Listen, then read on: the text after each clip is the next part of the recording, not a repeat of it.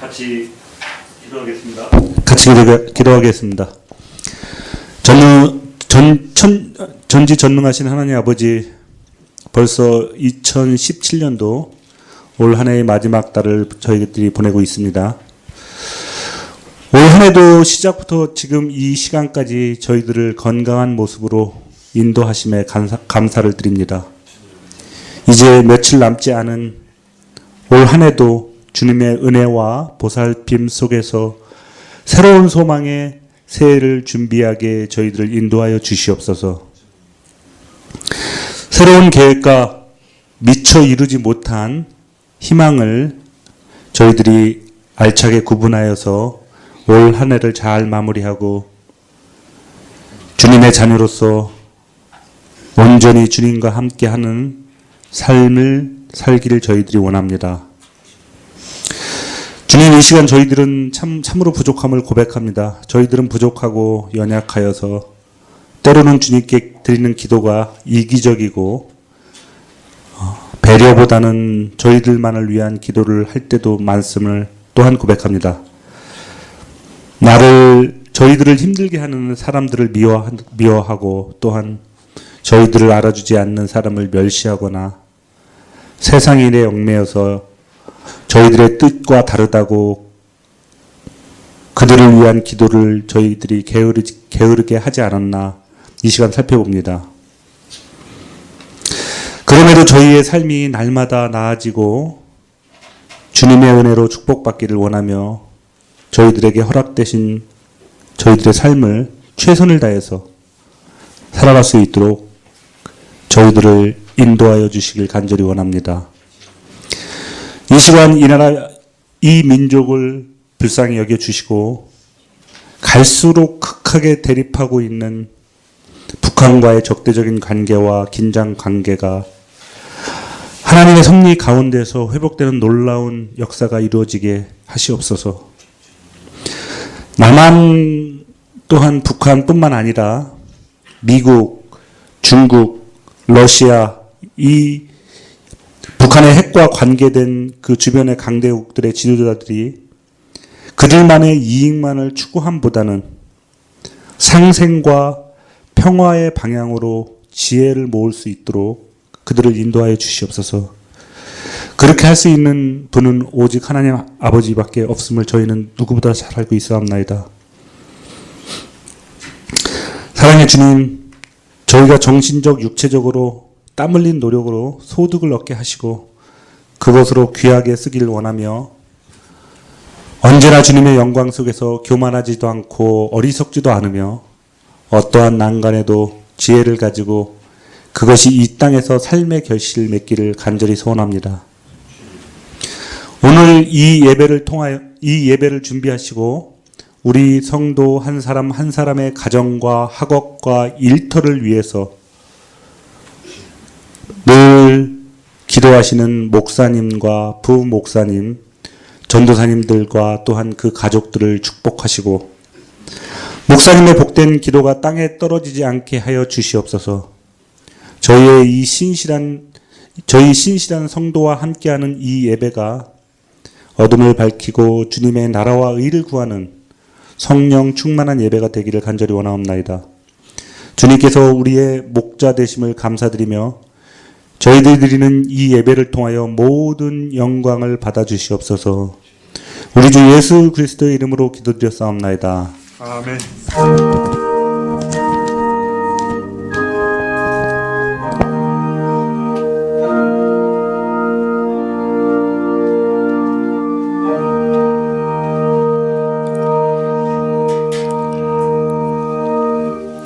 예, 말씀은 계시록 14장 8절 한 절입니다. 14장 8절 한 절입니다.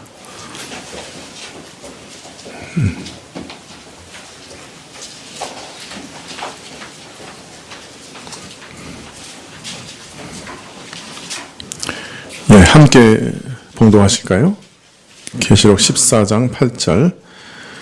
또 다른 천사 곧 둘째가 그 뒤를 따라 말하되 무너졌도다 무너졌도다 큰 성 바벨론이여 모든 나라를 그 음행으로 인하여 진노의 포도주로 먹이던 자로다 하더라.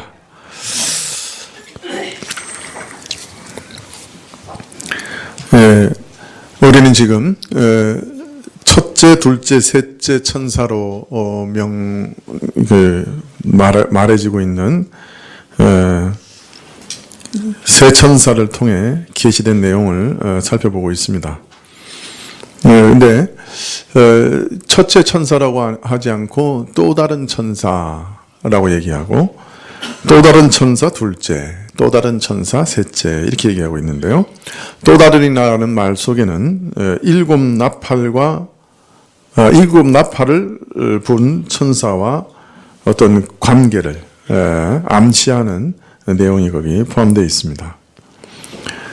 그렇기 때문에 일곱 나팔과 더불어 계시된 내용과 지금 세 천사를 통해 계시되는 내용이 어떤 관계가 있다 하는 것을 암시하기 위해서 다른 천사 이렇게 계속 말하고 있다고 이해할 수 있습니다.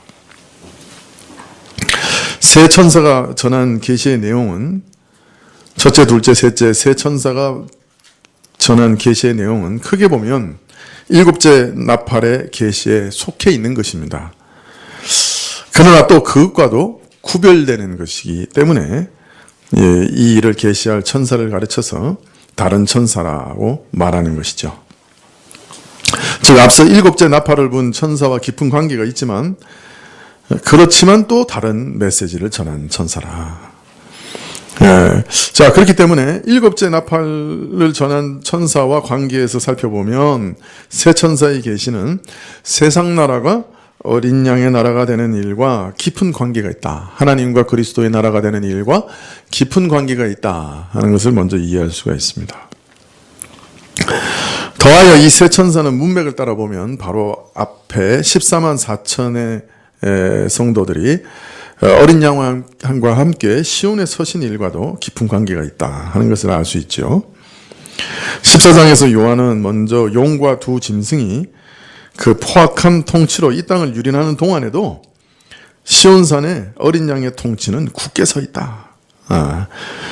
그래서 용과 두 짐승은 아무리 포악하게 이 땅을 유린한다고 해도 이 시온산에 어린 양의 통치가 굳게 서 있기 때문에 반드시 실패하고 패배하고 말 것이다 하는 것을 알리고 있는 것이죠. 그리고 이어서 등장하는 세 천사를 통해서 용과 두 짐승을 패배시키는 어린 양의 통치는 과연 무엇인가 하는 내용을 알리고 계신 겁니다.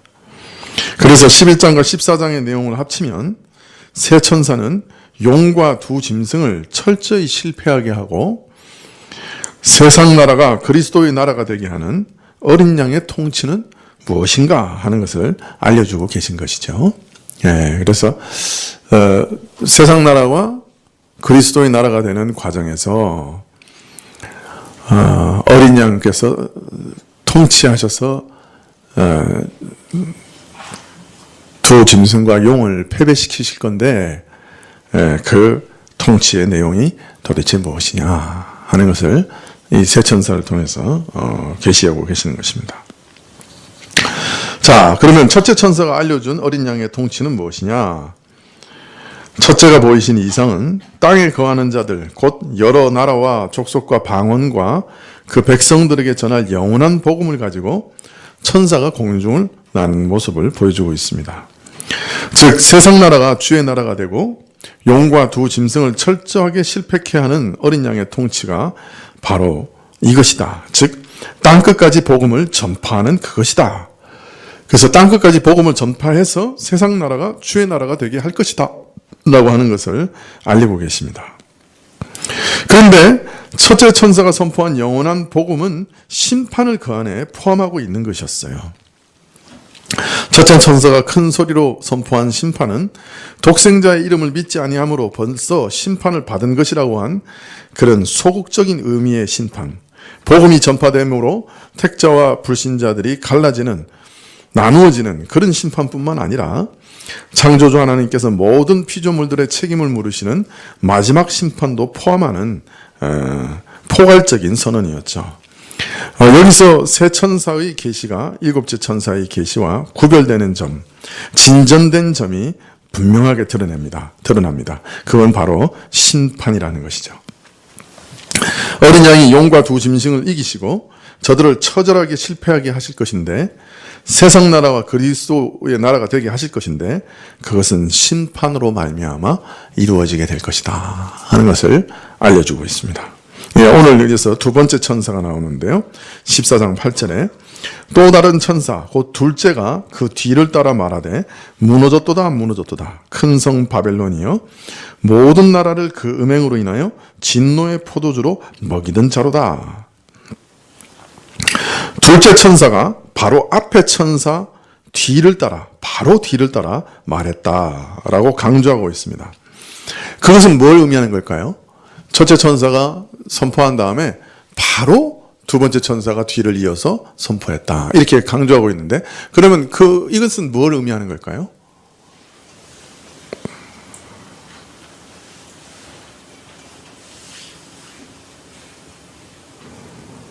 그것은 둘째 천사의 선포가 앞에 첫 번째 천사의 선포와 긴밀하게 연결되어 있다. 바로 이어서 연결되어 있다 하는 것을 가르쳐 주시는 거죠.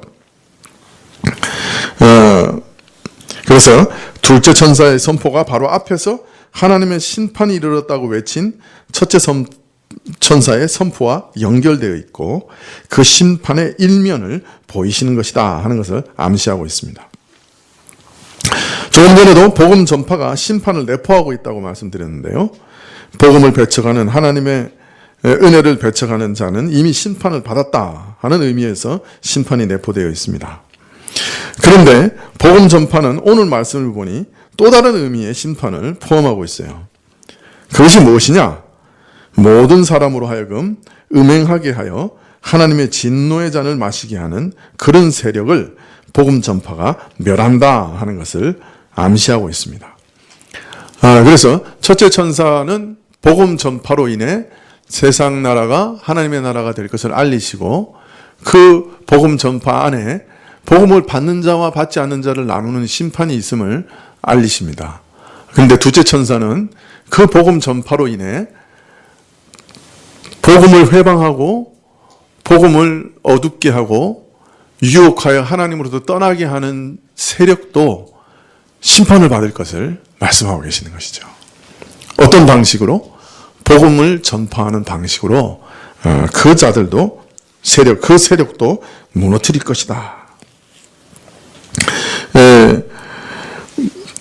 모든 사람으로 하여금 음행하게 하여 하나님의 진노의 잔을 마시게 하는 그런 세력을 복음 전파가 멸한다. 복음을 통해 행하시는 하나님의 심판은 사람을 유혹하여 하나님을 반역하게 하는 세력을 무너뜨리는 것으로 또한 나타나는 것이다 라고 알리시는 것입니다. 물론 하나님께서 범죄한 자들을 형벌하시는 것도 심판이지만, 사람을 지배하여 범죄하게 만드는 모든 세력을 무너뜨리고 무력하게 하시는 것도 심판입니다. 이것이 가장 근본적인 심판이죠. 하나님께서는 사람으로 하여금 범죄하게 만드는 그 세력을 무너뜨리시는 가장 근본적인 심판을 무엇으로 행하시느냐? 복음 전도를 통해서 행하시는 것이죠.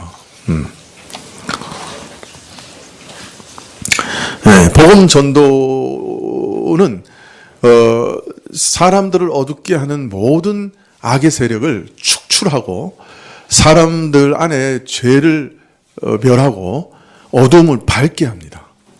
그렇기 때문에 사람을 미혹하는 모든 세력이 멸망되죠. 자, 그런데 오늘 천하를 미혹하고 하나님을 배반하도록 영적 음행을 부추기며 하나님의 진노와 심판을 받게 하는 세력을 가리켜 뭐라고 말합니까? 오늘 둘째 천사를 통해서 바벨론이라고 그러죠. 사람들로 모두 음행하게 하고, 여기서 음행이라는 것은 영적 음행을 얘기하는 거겠죠. 음행하게 하고, 그래서 하나님의 진노의 포도주를 마시게 하는 자가 있는데, 그가 누구냐?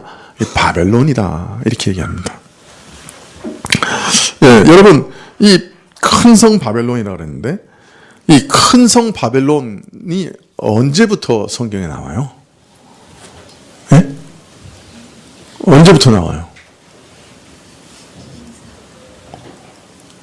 예, 창세기부터 나오죠. 창세기 11장에 나옵니다.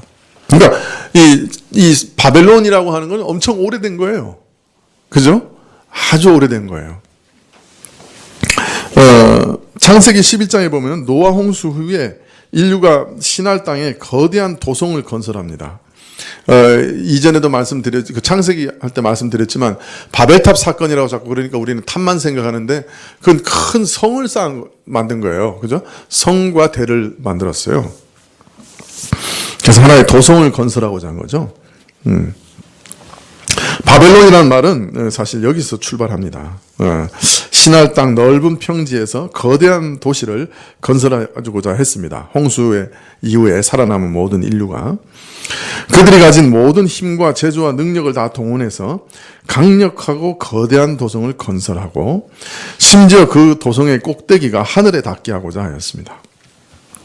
즉 이들은 도시 건설을 통해 자신들을 높이되 하나님의 지위와 권세까지 이르게 하려고 했고 그들의 이름과 영광을 드러내고 자랑하고자 했던 것이죠.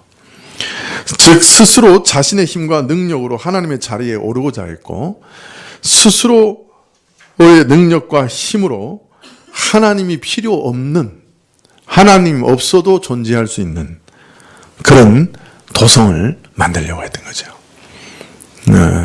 그래서 하나님께서는 그 악한 시도를 보시고 저들의 언어를 혼잡케 하셔서 다 흩어지게 하셨습니다. 그래서 그곳 이름이 뭐가 됐다고요? 바벨이 됐다고 그러죠. 이게 혼잡케 됐다라는 뒤섞였다 하는 단어가 발음이 바벨하고 비슷해요. 그래서 그것이 바벨이라는 이름을 붙였습니다. 자, 그런데 성경 역사를 보면 바벨의 역사는 여기서 끝나는 게 아니었어요. 함의 자손 니므롯이라고 하는 영웅이, 그러니까 세상에서 보면 영웅이죠. 이 바로 시날 땅의 이 바벨에서 최초의 왕국을 세웁니다. 이 사람은 아주 유능한 사람 사냥꾼이라고 되어 있어요. 다른 말로 말하면 아주 살육하는 유월의 전쟁을 통해서 무력을 통해서 나라를 세우고 제국을 세우는 사람이었어요. 그 사람이 바벨을 세웁니다. 바벨론을 세우는 거죠. 그리고 더 나아가서 에렉과 악갓과 갈레로 확장하였고 나중에는 바로 이 땅에서 아수르, 니느웨, 르호보딜, 갈라, 에센 같은 도시들이 생겨납니다. 우리가 잘 아는 바벨론과 아수르라고 하는 무자비한 제국이 바로 이 땅에서 생겨난 나라들이었어요. 그 이후에 이 아수르가 대제국을 이룬 이후에 또다시 신바벨론 제국이 일어나는데요. 이 니므롯이 만든 옛날 바벨론이 아니고 또 새로운 바벨론 제국이 일어나는데요. 이 나라도 역시 살육을 통해서 수많은 나라와 민족을 정복하고 멸망시킨 아주 오만한 제국이었습니다. 여러 나라를 굴복시키고 마음대로 짓밟는 그 강력한 힘, 세계의 만국에서 모아들이는 그 막대한 부, 이런 힘과 물질로 이루어놓은 찬란한 문명과 문화 등은 참 사람의 마음을 사로잡을 만했던 것이죠.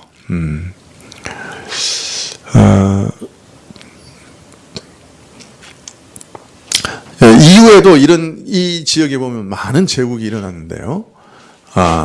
제가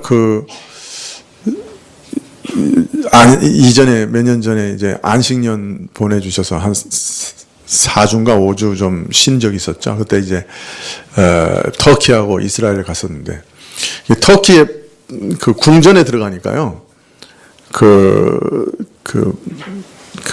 뭐죠?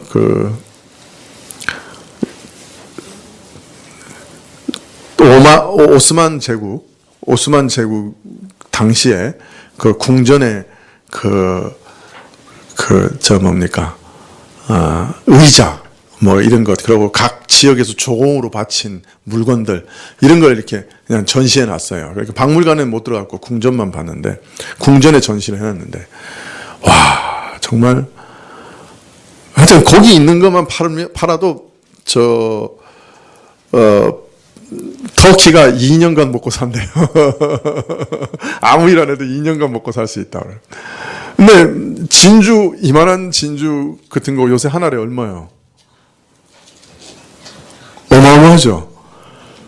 그걸 수백 개를 모아가지고 이렇게 뭐라 그래요? 이렇게 커튼을 만들었어요.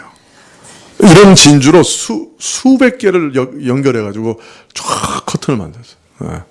그리고 뭡니까?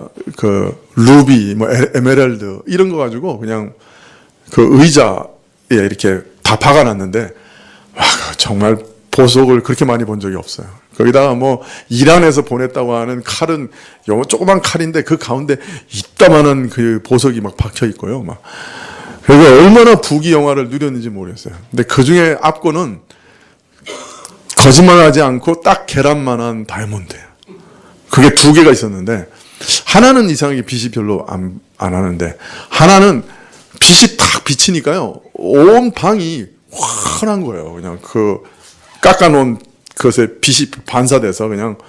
그래서 제가 보석을 돌처럼 여기던 사람인데, 거기 앞에서는 압도돼가지고, 야, 이런 보석도 있구나. 그러고 한참 쳐다봤어요. 이게 단체로 갔기 때문에 억지로 끌려 나왔지만, 안 그랬으면 하루 종일이라도 보고 있었을지도 몰라요. 그러니까 하나님이 만드신 거 다 아름답지만, 보석이 아름답다고 하는 것도 그때 처음 알았어요. 그런 휘황찬란한 보석으로 그냥. 그러니까 요새 뭐 재벌은 사실 이게 아무도 아닌 거예요, 사실. 해봤자 뭐 손톱만한 보석 가지고 있을까 말까 하는데, 이건 막 이런 것들로 그냥 전 궁전을 다 가득 채워놨으니까, 이 부귀와 이런 거는 요새 뭐 재벌하고는 비교할 수가 없는 거예요. 오스만 제국에서 좋은 건 다 오랫동안 갖다 놨으니까. 야, 궁전들 휘황찬란한 거 진짜 대단하더라고요. 예. 거기다가 또 이번에 레포 500에 갔었어요. 그래서 독일에 갔었는데, 독일 간 김에 옆에 있는 빈에 갔었거든요. 빈에 겨울 궁전에 갔는데, 여름 궁전은 빈 겨울 궁전보다 4배인가 5배 커요. 근데 거기 너무 커서 못 가보고, 겨울 궁전에 갔는데, 이거 뭐 다 금칠해 놨더라고요. 다 금칠이에요. 예. 그 당시 귀중하다고 하는 중국 청자로 한 방을 다 꾸며놨고요. 하여튼 얘기하기를, 이걸 본따서 프랑스에서 베르사유 궁전 만들었다고 그러더라고요. 네. 그래서 제가 거기 한번 딱 갔다 온 다음에 생각을 했어요. 더 이상 유럽은 갈 필요가 없다. 다 보고 왔다.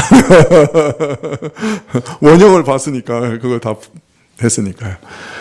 그런데 그게 겨울에 이틀인가 3일인가 살기 위해서 지은 거예요. 본 궁은 따로 있어.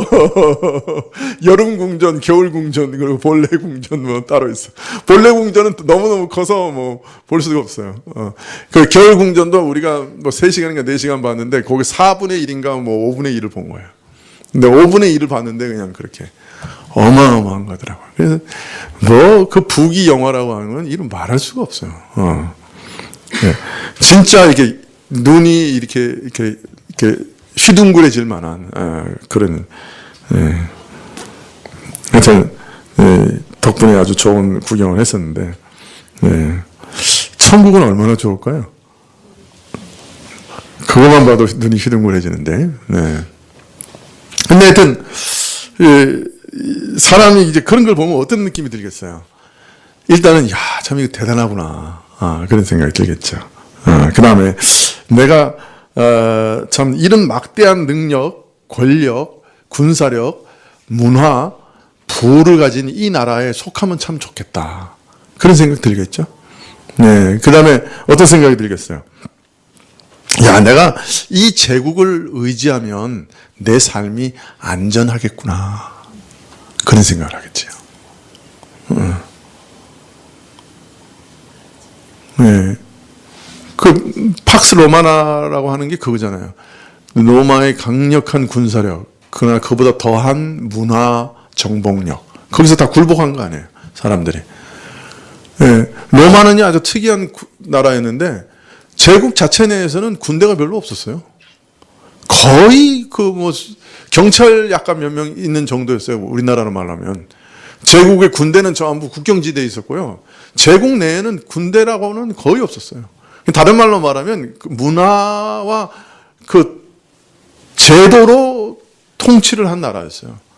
그 수많은 그 지중해 연안의 많은 민족들이 그 제도와 문화 앞에서 압도당해서 그냥 거기서 복수하고 사는 거예요. 1000년을 사는 거예요.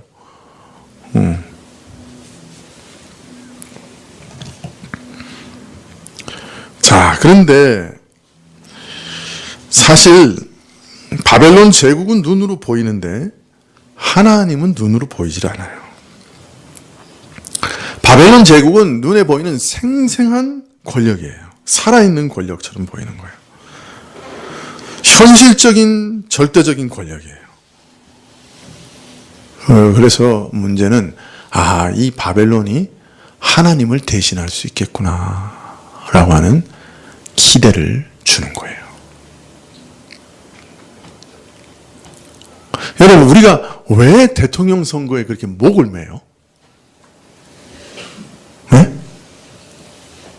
대통령이 나한테 떡 하나 준 거 있어요? 그 사람 우리 친척이요? 성씨 같아? 뭔 친척이라도 돼? 왜 그렇게 목을 매요? 좋은 사람이 대통령을 해야 나라가 안정이 되고 그래서 나도 좀 안정된 생활을 할 수 있지 않을까 하는 기대감 때문이 아니에요. 그죠? 하나님이 그러니까 번번이 이상한 사람들 세우시잖아. 그 기대가 잘못됐다고. 여러분은 아직 깨닫지 못하죠? 설마 이번에는 괜찮겠지, 이번에는 괜찮겠지. 몇 번째 속은 거예요? 이번에는 괜찮겠지?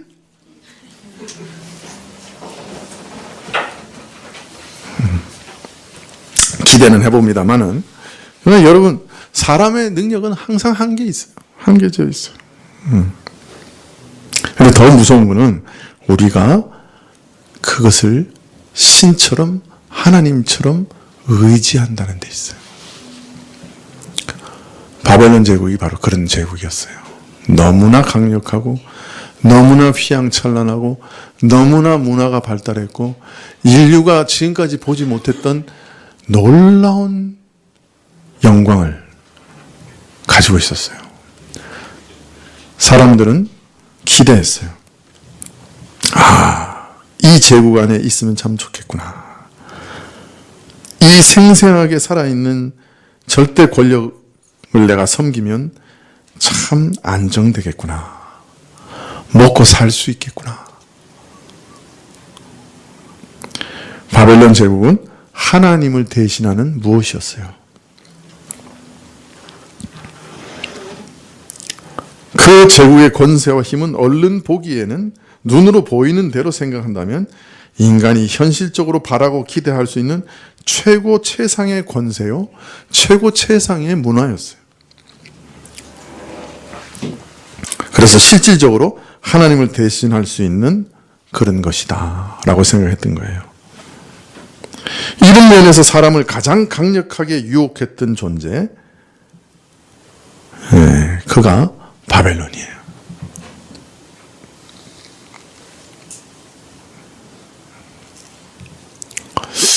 자, 이게 이렇게 되니까 뭐가 좀 약간 마음이 이상하죠? 우리하고 바벨론하고는 아무 관계 없죠?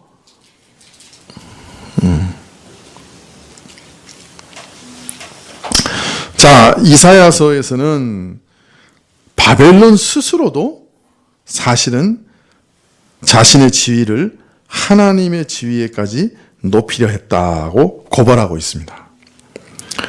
자신을 스스로 신격화시키는 참남한 제국이었다라고 그 정체를 예리하게 지적하고 있어요.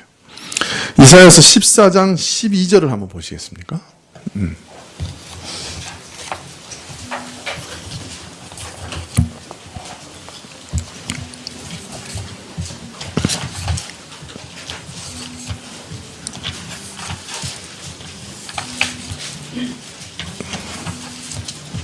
누가 한번 읽어주시겠어요?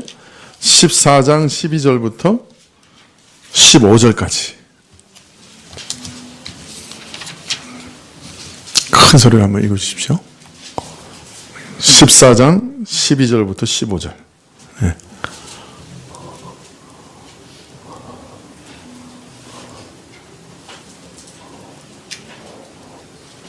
우리 낭낭한 목소리 집사님 어디 계셔요? 강 집사님. 아침의 아들 계명성이여 어찌 그의 하늘에서 떨어졌으며 너 열심을 엎는 자여 어찌 그 땅에 지켰느냐 네가 네 마음에 이르기를 내가 하늘에 올라 하나님의 뭇별 위에 나의 보좌를 높이라 내가 북극 지표의 산 위에 좌정하리라 가장 높은 하늘에 올라 지극히 높은 자와 이기리라 하도다 그러나 이제 내가 음부 곧 드러미심의 밑에 빠치 오리이다. 이 바벨론이 지금 뭐라고 생각했던 거예요? 내 권세는 이 땅의 범속한 나라의 권력과는 다르다. 그래서 저 하늘의 별들보다 더 높아지리라. 신들이 모이는 신성한 산, 북쪽 끝에 있는 산에 나는 내 자리를 마련할 것이다.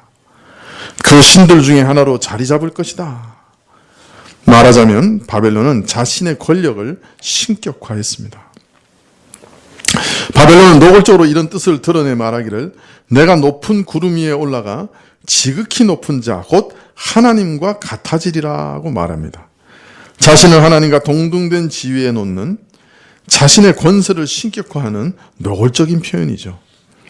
세계 모든 나라와 민족으로 하여금 선망하고 맹목적으로 이 거대한 제국을 쫓게 하는 그 권력의 정체를 이사야는 바로 자신을 스스로 하나님의 지위까지 높이려고 하는 세력이다라고 간파하고 있는 것이죠.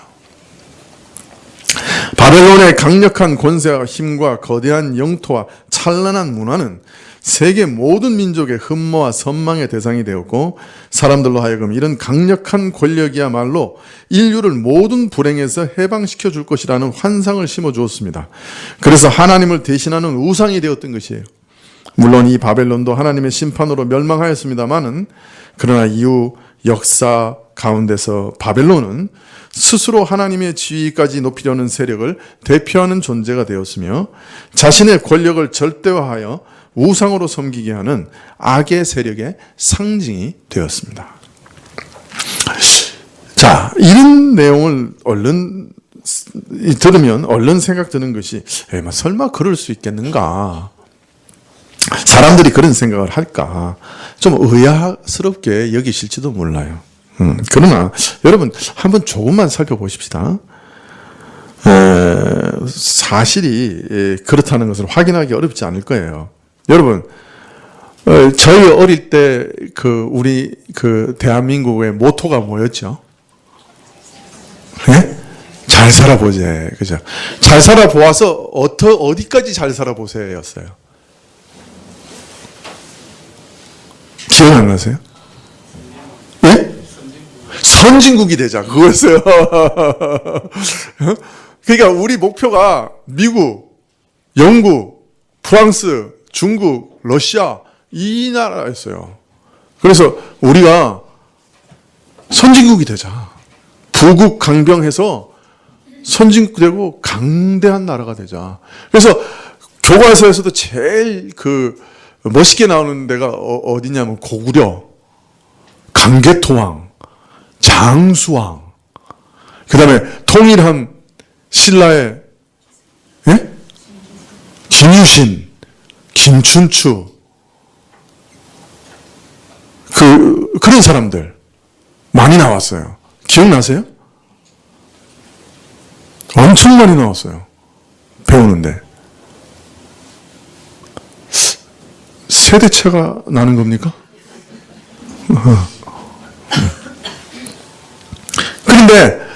김대중 대통령 된 다음에 그분이 정책을 바꿨어요. 그게 꿈인 줄 아신 거예요. 그래서 뭐라고 바꿨어요? 네? 강소국이 되자. 핀란드 뭐 이런 그거 배워서 아무도 못 건드리는 나라가 되자. 그렇게 바뀌었어요. 최근에는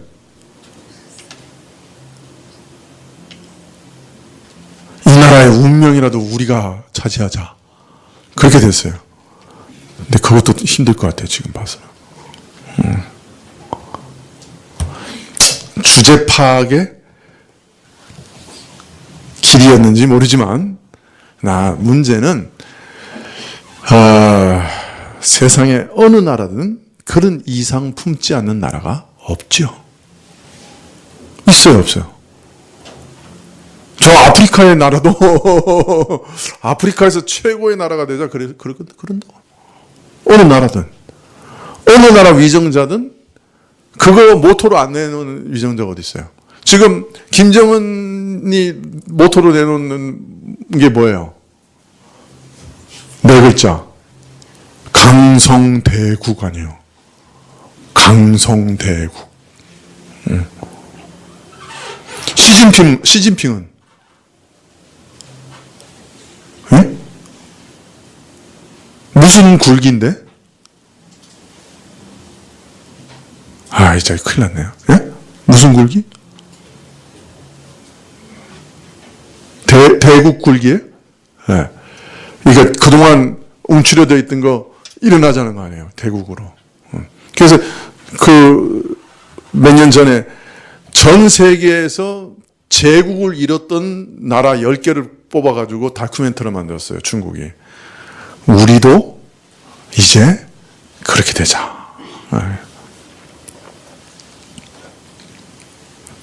사실 모양과 제도는 달라도 목표는 하나야.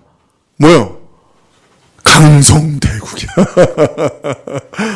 근데 이것이 어디의 이상이었어요? 예? 바벨론의 이상이었다고요.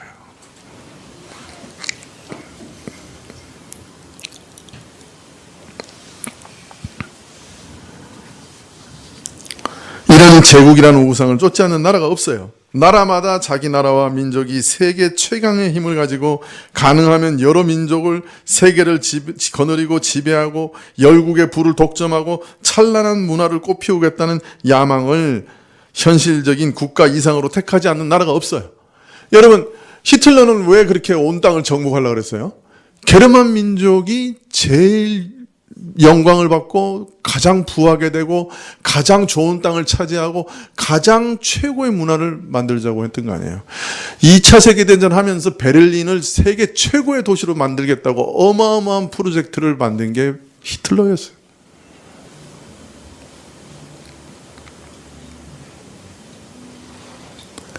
그 못 사는 나라에서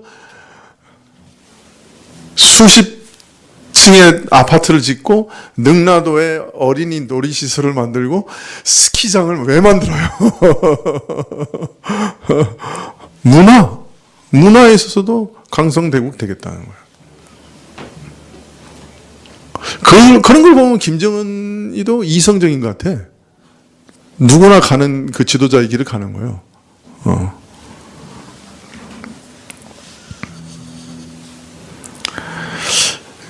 자, 왜 이걸 택해요? 왜 나라마다 이런 이상을 택해요?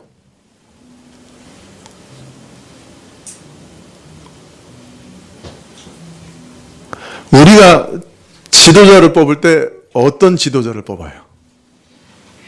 우리가 대통령 투표할 때 어떤 사람을 투표해요?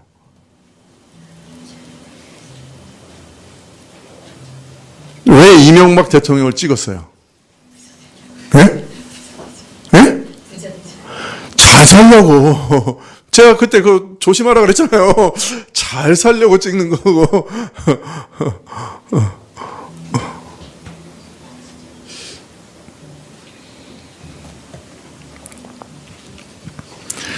왜 지도자들이 그 이상을 쫓아가요?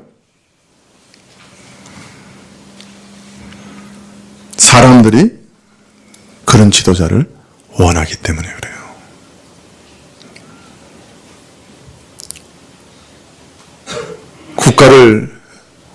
국가의 엄청난 국방력, 엄청난 부, 엄청난 문화, 그래서 세계에서 떵떵거리면서 다닐 수 있는, 어깨 으쓱거리면서 다닐 수 있는 나라, 세계 만방의 이름을 날리는 나라.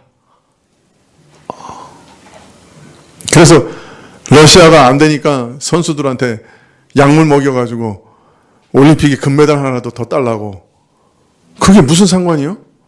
푸틴이 국민에게 계속해서 지지를 받는데 엄청난 영향을 끼치는 거예요. 그러니까 공작원들 동원해가지고 선수들도 모르게 약 먹이고, 오줌 검사할 때 첩보원처럼 뚫고 들어가서 다른 오줌으로 바꿔놓고 그 짓을 한 거예요. 왜 그렇게 하는 거예요? 여러분, 그걸 바로 무엇 때문이에요? 바벨론의 이상 때문이에요. 사람들은 바벨론 같은 국가를 만드는 위정자를 따라가요. 그러니까 위정자들은 바벨론을 만들겠다고 외칠 수밖에 없는 거고, 그걸 목표로 정치를 할 수밖에 없는 거예요.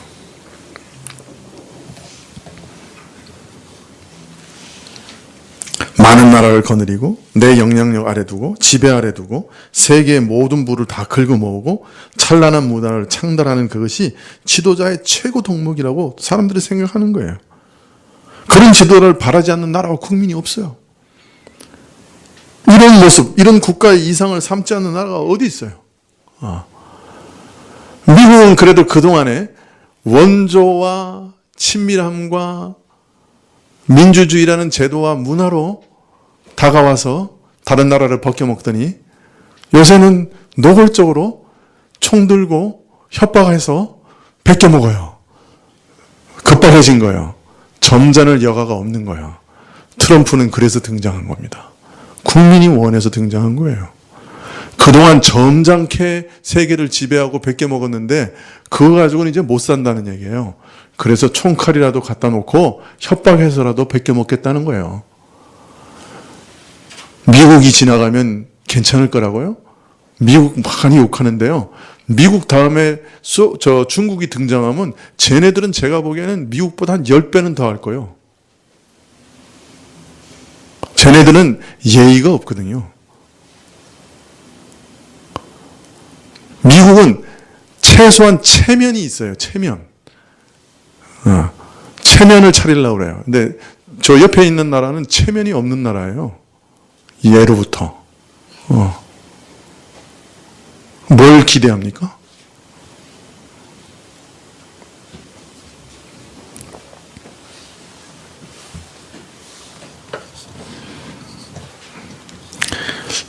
이 계시록에서 말이에요. 이 바벨론이라고 하는 말이 도대체 뭘 의미하느냐. 이게 참 어려워요. 바벨론은 음녀라고도 표현이 되고, 이 음녀는 짐승을 타고 앉아 있는 걸로 나온단 말이에요. 도대체 이 바벨론이 뭐냐? 이게 참 어렵고 추석가마다 다 틀려요. 그 내용이. 뭐 로마 제국이다, 뭐 이렇게 얘기하는 사람들도 있고, 뭐 별의별 얘기가 다 있는데, 사실은 바벨론은 바벨론적인 이상을 나타내는 거라고 보는 게 제일 좋을 거예요. 모든 국가와 제국이 흠모하며 따라가는 모델 이상이란 말이에요.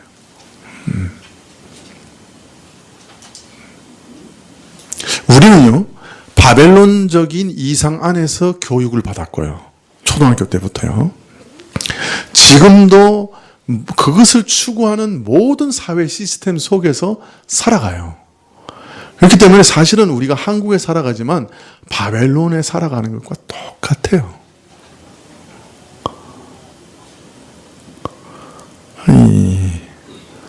이쯤 되면 잠이 확 깨야 되는데, 지금 내가 살고 있는 곳이 바벨론이란 말이에요. 잠이 확 깨야죠.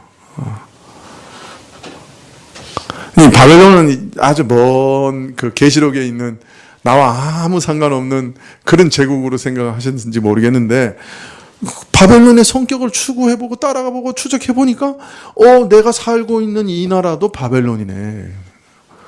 우리가 초등학교 때부터 잘 살아보세요. 그거 뼈저리게 그거만 듣고 그걸 위해서 사는 거예요. 지금도 사실 그 철학이 우리 속의 생활의 철학이에요. 그렇지 않은 사람 누가 있어요? 부국강병 그거 추구하지 않는 사람 누가 있어요? 왜 텔레비전에 나오는 정치인들 보고 이 새끼 저 새끼 욕해요? 그거 방해하는 사람이라고 생각하기 때문에 욕하는 거예요. 우리가 나하고 아무 관계 없는데.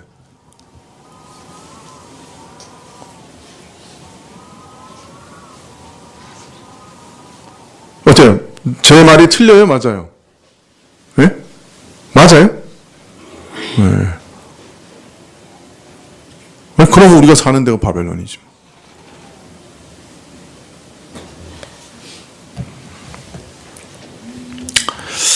자, 하나님을 찾는 대신 이런 세력을 신망하고 따르게 하는 일을 가르쳐 오늘 말씀에 계시록 14장 8절에서 사람들로 하여금 음행하게 하여 진노의 포도주를 마시게 했다. 그렇게 말합니다. 이 바벨론은 엄청난 영향력이 있어요.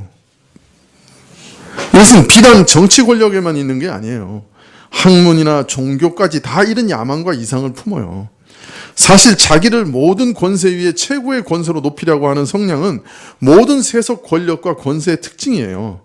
국가의 권력이든 그게 정치 권력이든 경제 권력이든 철학과 학문과 과학의 권세이든 세상에 부패한 모든 권력은 자신을 모든 권위 위에 최고의 권위로 높이려고 하는 거예요. 교회에 있는 목사마저도 그렇게 할 수 있어요. 내가 이 땅에서 교회 안에서는 최고의 권위를 갖겠다. 교회 안에서는 내가 이 교회 안에서만은 최고의 권위를 갖겠다. 얼마든지 그럴 수 있어요. 이 교회에서는 하나님의 권위만 유일한 최고의 권위여야 된다. 우리 모두는 그 하나님의 권위에 복종하는 거다. 이것 사라지면요. 누군가가 최고의 권위를 갖겠다고 달라들어요. 특별히 목사가 그렇게 할 가능성이 최고로 높아요. 그래가지고 당회 여는데 자기 말 안 듣는다고 성경 집어 던졌다는 거예요. 이 XX 나가 그러면서. 그렇게 할 수 있는 거는 자기가 최고의 권위라는 거예요. 무서운 일이죠. 교회도 바벨론식으로 통치될 수 있어요.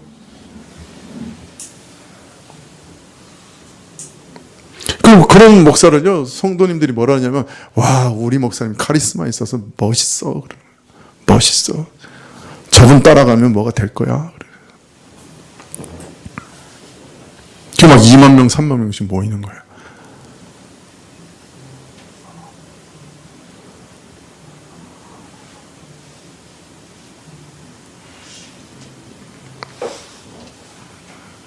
거기 가면 뭐가 될 것 같거든. 거기 가면 뭐가 복을 받을 것 같거든. 거기 가면 안정감을 얻을 수 있을 것 같거든. 와, 저렇게 하는 거 보니까 아주 확실하게 세네. 아, 이 지도자는 저렇게 해야 돼. 우리 목사님 카리스마 있어.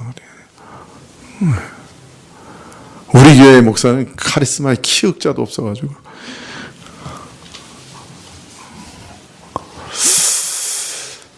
여러분, 이건 교회의 본질이 아니에요. 이게 바벨론의 본질이에요. 사실은. 사람들이 속는 거예요. 그게 교회인 줄 알고.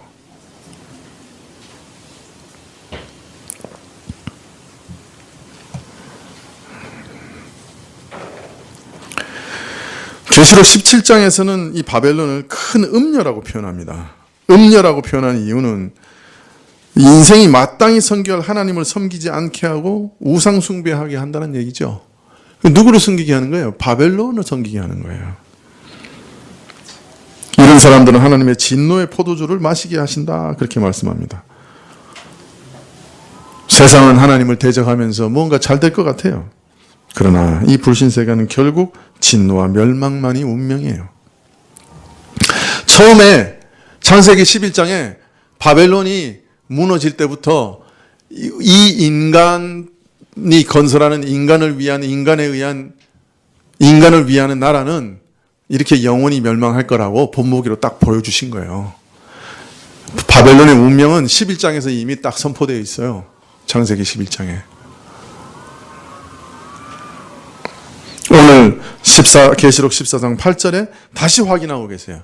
무너졌도다, 무너졌도다. 큰 성 바벨론이요. 원래는 무너질 거다, 무너질 거다 이렇게 얘기해야 되지만 이걸 예언적 과거라 그래요. 너무나 확실하기 때문에 이 일은 반드시 이루어질 것이기 때문에 무너졌도다, 무너졌도다 그렇게 표현하고 있는 것이에요. 땅에 거주하는 모든 사람과 열국을 미혹해서 하나님을 대신하여 자기를 쫓게 하고 진노의 포도주를 마시게 하는 영적 음행의 세력이 무너질 거라고 말합니다. 첫째 메시지와 연결해서, 첫째 천수와 메시지와 연결해서 생각하면 하나님께서 복음으로 이 세력을 심판하시는 것이에요. 그 우상의 거짓됨을 드러내시고 무력하게 하시는 거예요. 복음이 들어가면 이상하게 사람들이 내가 이것이 나를 먹여 살린다, 내 생명이 여기 달렸다, 이거 없으면 죽는다 고 생각했던 모든 거짓 우상들의 정체가 드러납니다. 그래서 돈 의지하고 살았던 사람이 이게 돈 가지고 사는 게 아니네 깨달았게 돼요. 권력 의지해서 살던 사람이 이거 권력이 나를 살게 해주는 게 아니네. 건강 의지해서 살던 사람이 이거 건강이 나를 살려주는 게 아니네. 그 바벨론의 정체를 다 그 복음이 드러내는 거예요. 그래서 하나님 외에는 의지하는 것을 다 내다 버리게 하는 거예요. 심판해 버리는 거예요, 복음이 바벨론을 우리 안에서. 여러분 안에 있는 바벨론이 복음을 통해서 심판 받았습니까? 받으셨어요? 왜 한 사람밖에 없어요?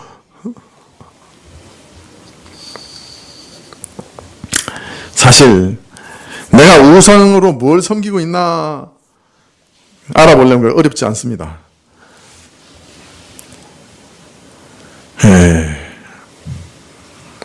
내가 뭐로 먹고 사는 사람인가 물어보면 알 수 있는 거예요. 내가 아직도 돈이 나를 살린다 이렇게 생각하고 있으면 돈이 바벨론이죠. 그 우상이죠.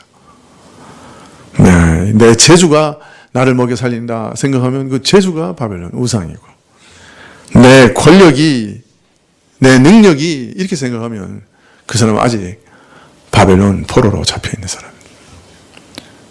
복음이 들어가면 바벨론이 무너져요. 그래서 사람 마음속에 이거 의지해서 사는 거 아니네. 이거 아무리 있어도 나 못 사네. 나 하나님 아니면 못 사네. 하나님 의지해서 살아야 되네. 그거 아는 거예요. 그게 복음이에요. 나 하나님 없으면 못 살아. 이 땅에서도 영원한 세계에서도 나는 하나님 한 분 없으면 못 살아. 이게 복음의 능력이에요. 근데 그거 모르고 꽉 다른 거 붙잡고 있으면 하나님께서 그거 하나씩 잘라내세요. 야, 가르쳐 주세요. 요거 아닌 거 이제 배웠냐? 너 요거 아닌 거 이제 알겠어? 가르쳐 주시는 거예요. 내 재주, 내 능력, 내 명예, 내 돈, 내 건강 이런 것이 나를 살게 한다고 생각하면 하나님이 가르쳐 주세요. 그거 아니다. 평소에는 잘 드러나지 않다가도 막상 어려움이 닥치면 제가 엉뚱한 거 붙잡는 것 발견하는 거예요. 진짜 붙잡는 건 하나님이 아니고 엉뚱한 걸 붙잡는 거예요. 제가 참 마음 아팠던 게 그 부산에서 참 신앙 좋은 어떤 권사님이 올라와서 참 돈을 아무리 줘도 좋으니까 이 암병 좀 고쳐달라고 하는 얘기를 들었을 때 참 마음이 아팠어요. 그래서 최고로 비싼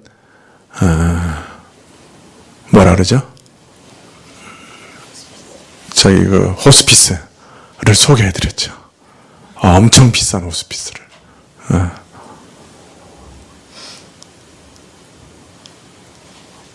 하나님 없이 못 살면 하나님이 오라 그러시면 기쁨으로 가는데 다른 거 붙잡고 사는 거예요. 혹이 돈이 나를 살려줄까?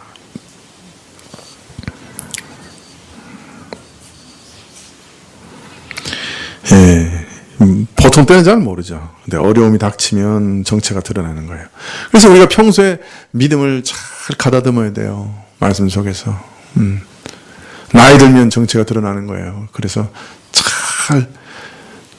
근데 이 나이 들면 이 믿음을 가다듬을 힘도 없어요. 뭐 눈이 보이기는 하나, 들리기는 하나, 읽혀지기는 하나. 예배에 참석할 수가 있나. 그러니까 여러분 참 부지런히 믿음을 잘 가다듬으세요. 젊을 때는 애 보느라고 말씀 못 봐. 중년에는 너무 바빠요. 할 일이 많아서. 늙으면 보이질 않아요. 언제 신앙을 가다듬겠어요? 그래서 수요예배도 아무도 안 와. 그래서 속으로 다 은퇴하면 이제 수요예배 올래나. 그런데 가만히 생각해 보니까 은퇴하고 나면 다 온 데가 쑤셔서 수요예배 또 못 나와. 그럴 것 같아. 예. 왜 이렇게 좋아하셔요?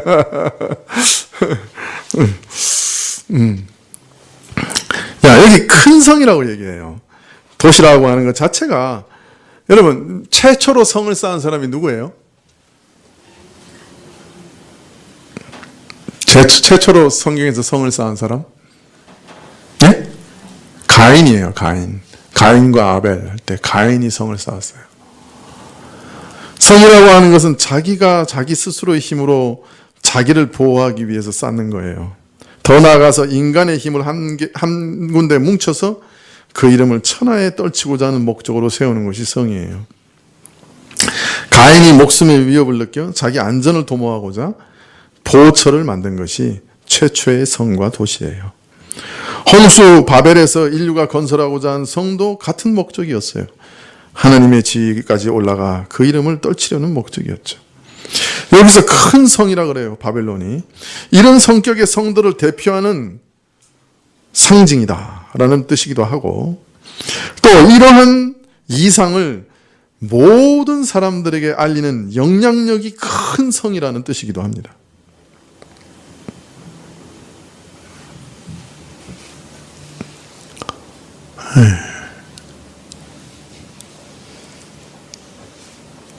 모르겠습니다. 바벨론을 주석학자들이 어떻게 보시는지 잘 모르겠지만 여러 학설이 있습니다만은 제가 보기에는 이런 바벨론의 이상을 여기서 계시록에서 바벨론이라고 하지 않는가.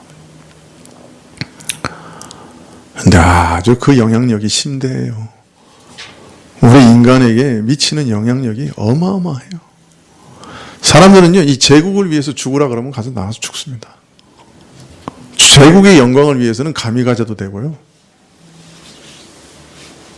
무섭습니다. 이 영향력이 어마어마해요. 이 제국의 영광을 위해서는 사람들의 목숨을 아끼지 않아요.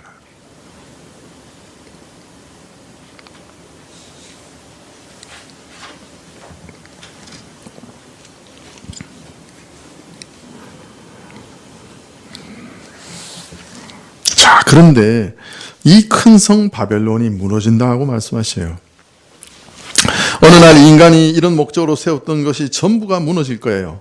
복음이 전해지는 사람마다 그 사람 안에서 무너질 것이지만, 그러나 어느 날이 올 겁니다. 그날은 인간이 자기를 보호하고 그 힘을 과시하여 영광을 떨칠 목적으로 만들어낸 모든 것이, 그것이 국가든 제국이든 그것이 과학이든 철학이든 그것이 문화든 그것이 예술이든 무너지는 날이 올 겁니다. 다 무너지는 날이 올 겁니다. 무너졌도다, 무너졌도다. 큰 성 바벨론이요. 여러분, 그래서 우리는 날마다 자신을 점검해 봐야 돼요. 내가 지금 시온산에서 온 세계를 통치하시는 그 어린 양의 통치를 따라 살아가고 있는가? 아니면 내가 두 짐승을 따라 살며 바벨론의 이상을 따라 살아가고 있는가? 날마다 살펴봐야 돼요. 하나님 아닌 것에 삶의 안정을 구하고 있는가? 이 땅의 세력과 힘과 능력으로 나 자신을 보장하려고 하는 정신으로 살아가고 있는가? 한번 살펴보세요. 내 삶의 모든 것이 사실은 바벨론적 이상을 따라 살아가고 있다는 것을 발견하게 될지도 몰라요. 아마 거의 발견하게 될 거예요. 내가 아이들에게 요구하는 모든 요구도 사실은 이 바벨론의 이상을 따라 살아가라고 요구하는 것이에요.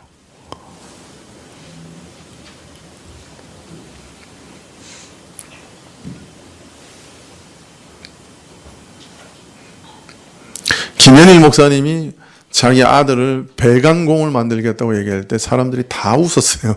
옆에 있는 사람들이. 근데 나는 야, 정말 대단하다 그런 생각했어요. 모르겠어요. 배관공을 만들지 안 만들지 모르겠는데 그 말은 사실은 다른 모든 것보다 이 바벨론이 추구하는 이상을 이렇게 아이에게 막 치열하게 강요하면서 살아가게 하지 않겠다는 얘기예요. 그 아이가 가장 하나님 앞에서 영광을 돌리며 자신의 삶 속에서 땀을 흘리며 즐겁게 살아갈 수 있는 것을 발견해서 거기 맞춰주겠다는 얘기예요. 예.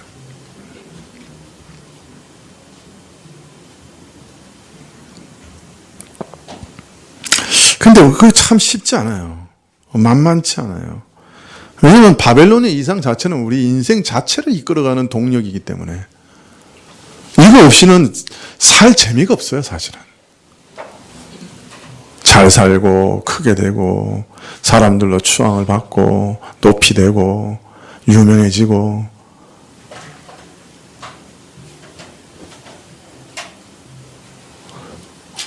목회자도 이런 소망이 사라져버리면 목회하는 게 재미없을걸요.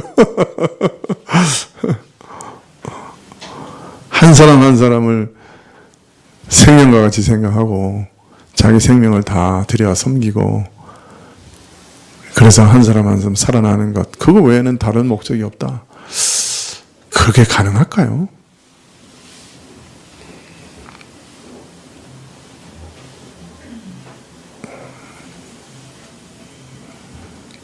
내 아이들이 어찌하든 하나님을 믿고 하나님을 사랑하는 것처럼 이웃을 사랑하면서 다른 사람을 섬기고 다른 사람에게 정말 필요한 사람이 되면 그걸로 족하다. 그게 가능할까요? 아니, 이상은 뭐 가능한데 그걸 정말 우리가 원할까요?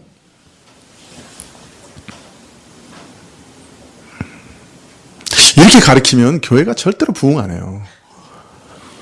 하루에 6시간씩 기도했는데 9 형제자매가 다 변호사 되고 의사 되고 다 검사 되고 판사 되고 여러분 믿습니까? 아멘. 그러면 2만 명 되는 거예요. 그게 기본으로 깔려야 돼. 예. 그럼 우리가 그거 좋아한다. 바벨론에서 고관이 될 거다. 그렇게 얘기해줘야 다 좋아하거든요. 우리가 대통령을 뽑는 거나 목사를 뽑는 거나 똑같아. 예. 뭘 추구하느냐.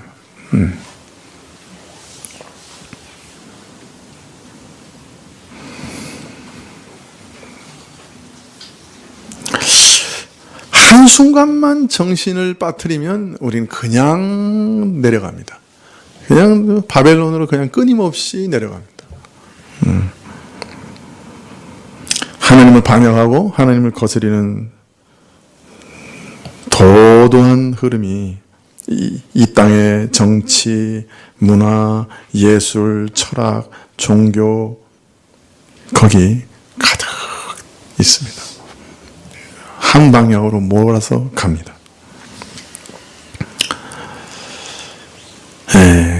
여러분 제가 예언 하나 할게요. 제가 예언자는 아니지만 이런 흐름은 앞으로 점점 더 심해질 겁니다. 점점 더 거세질 겁니다. 점점 더 정신없이 우리를 몰아갈 겁니다. 점점 더 불경건해지고 점점 더 비도덕적이 될 것입니다. 바벨론만 얻을 수 있다면 수단과 방법을 가리지 않을 것입니다.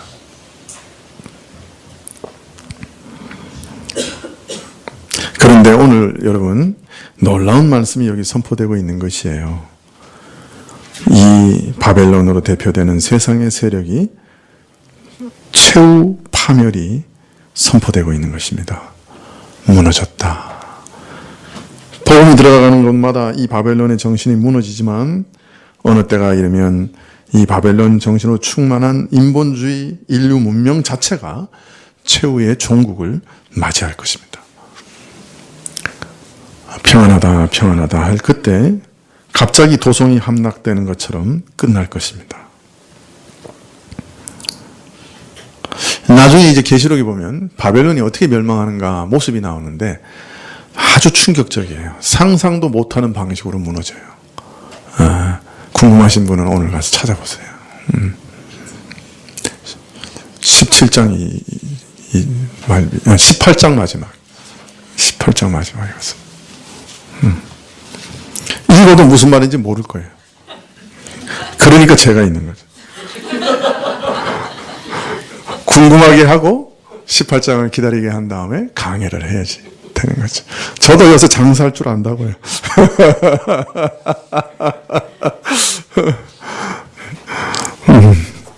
여러분, 예. 사실 뭐 목사도 삶에 이렇게 기도하는 내용, 교인들을 위해서 기도하는 내용, 바라는 거 보니까 다 바벨론이야. 기도가 바벨론을 목적으로 기도해. 목사도 교인들을 위해서 기도하는데, 예. 그러니 뭐 우리가 얼마나 참 이 안에 이게 깊이 물들어 있겠어요. 목사도 이거 아니라고 가르치면서도 실제 생활 속에서 기도하는 내용을 보면 다 그래. 예.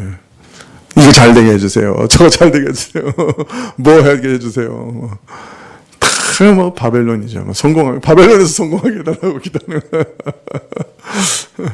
근데 우리는 성공이 목적이 아니죠. 우리는 하나님을 사랑하는 게 목적이에요. 내 삶의 모든 것이 하나님을 사랑하는 고백이 되는 것이 우리 삶의 목적이에요. 내가 뭐가 되느냐, 그게 중요한 거 아니라고요. 내가 얼마나 많은 것을 맡느냐, 그거 하나님 맡겨주시는 거지만, 얼마나 맡느냐, 그것도 중요한 거 아니라고요. 내가 얼마나 높아지느냐, 내가 얼마나 공부를 많이 하느냐, 내가 얼마나 부귀를 많이 쌓느냐, 그게 아무런 가치 판단의 기준이 안 되는 거예요, 신자는요. 그런데 그가 얼마나 하나님을 사랑했느냐, 그게 유일한 가치 판단의 기준이라고요. 내가 오늘 왜 이 일을 하느냐, 왜 예배 드리는 거예요? 다음 주에 다시 주일날 다시 말씀드리겠지만, 우리 동기가 중요한 거죠. 왜 이 땅에서 몸부림치고 사는 거예요? 잘 먹고 잘 살기 위해서? 아니면 하나님께 내 사랑을 표현하는 사랑의 고백을 드리기 위해서?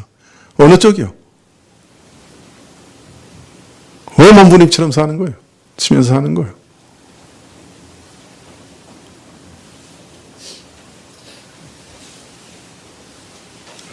이런 얘기하면 뜬구름 잡는다, 이상주의자다, 뭐 그런 얘기 할지 모르겠는데, 여러분 성경은 분명하게 얘기해요. 우리에게 두 가지 길밖에 없다는 거예요. 바벨론의 이상을 쫓아가서 살든지, 하나님을 사랑하고 이웃을 사랑하는 복음의 정신을 따라 살든지, 둘 중에 하나라는 거예요.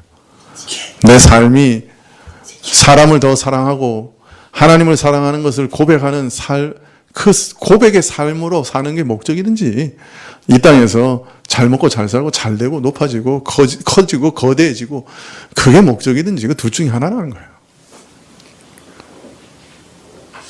오늘 왜 우리가 예배 드립니까? 하나님을 사랑하기 때문에 그 사랑 고백하러 온 거 아닙니까?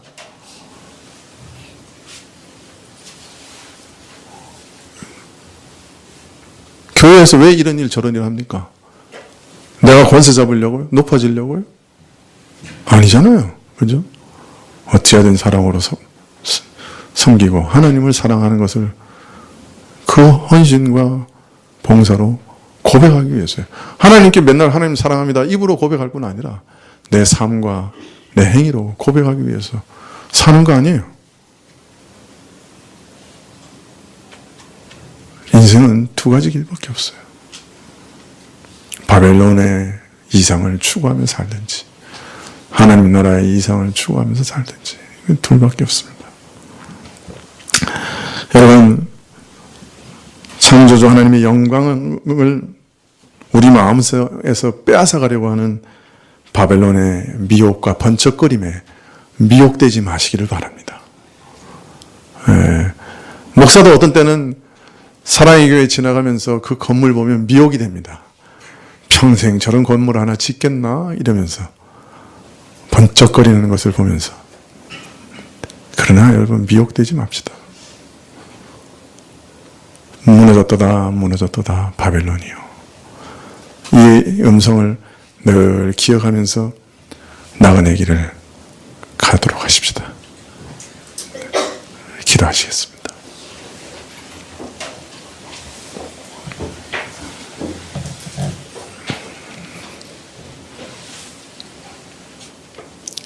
금과 은과 보석으로 집을 지은 자가 있고, 참 지푸라기와 나무와 풀로 지은 자들이 있는데 그날의 공력이 지나가면서 모든 것이 드러나리라 하신 말씀 기억합니다. 신자로 살면서도 바벨론의 이성을 추구하며 사는 그 모든 삶은 나무와 지푸라기와 참 풀처럼 불타질 것이고,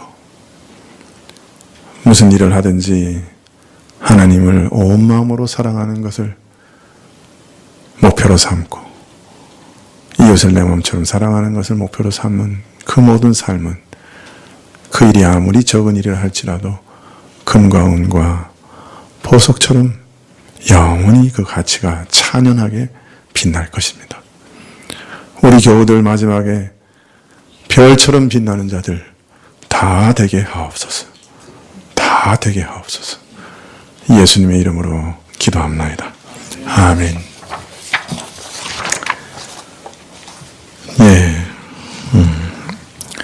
참 나라를 위해서 참 기도할 때가 참으로 이르렀다, 그렇게 생각이 듭니다.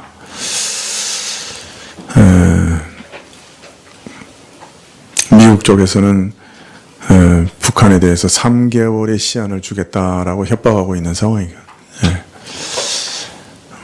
3개월 안에 뭔가를 결정을 하겠다고 지금 말하고 있는데, 나라를 위해서 기도할 때가 됐다 생각이 듭니다. 주님 가르쳐 주신 기도 마친 후에 이 나라를 위해서 같이 기도하십시다. 하늘에 계신 우리 아버지시여, 이름이 거룩히 여김을 받으시오. 나라의 마옵시며 뜻이 하늘에서 이룬 것 같이 땅에서도 이루어지이다. 오늘 우리에게 일용할 양식을 주옵시고, 우리가 우리에게 죄 지은 자를 사하여 준 것 같이 우리 죄를 사하여 주옵시고, 우리를 시험에 들게 하지 마옵시고 다만 악에서 구하옵소서. 대의 나라와 권세와 영광이 아버지께 영원히 있사옵나이다. 아멘.